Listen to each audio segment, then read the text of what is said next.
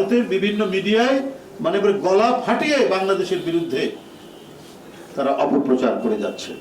পিলখানায় হত্যাযজ্ঞ, শাপলা চত্বরে হেফাজতের সমাবেশে গণহত্যা, হত্যাকাণ্ড, 3টি ভোটারবিহীন সংসদ নির্বাচন সহ কোনো অপকর্মের প্রতিবাদ ভারত করেনি, বরং এসবের বৈধতা ও সমর্থন দিয়েছে ভারত।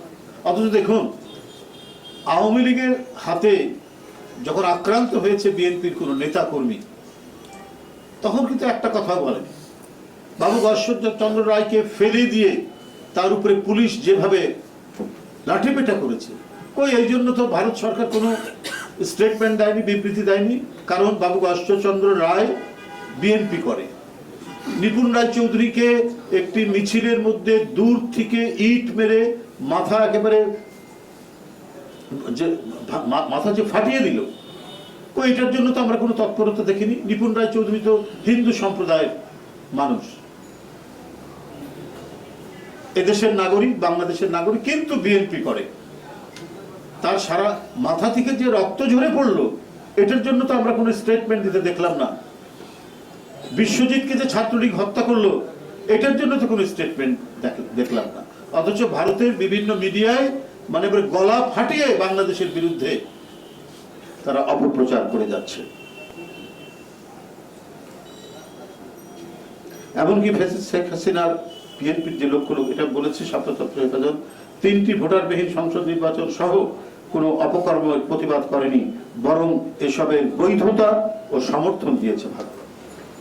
বন্ধুরা, বাংলাদেশ একটি মুসলিম সংখ্যাগরিষ্ঠ দেশ হলেও এদেশের উল্লেখযোগ্য সংখ্যক হিন্দু বসবাস করেন। দীর্ঘকাল ধরে মুসলিম, হিন্দু, বৌদ্ধ, খ্রিস্টান সবাই আমরা একে অপরের সাথে কাঁধে কাঁধ মিলিয়ে আমরা দেশে বাস করছি।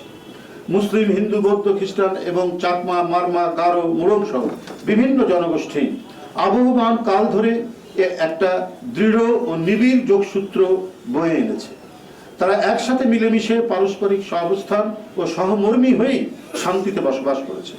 এখানে এক দেশ, এক জাতি, আমরা সবাই বাংলাদেশী। অথচ ভারত সকল বাংলাদেশীদের স্বার্থে কথা না বলে সবসময় শুধুমাত্র একটি সম্প্রদায়ের স্বার্থে রাজনৈতিক উদ্দেশ্যপ্রণীতভাবে কথা বলে।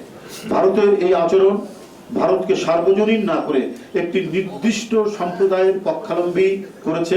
ভারতের এসবের আচরণ এদেশের সাধারণ মানুষ মেনে নেয়নি।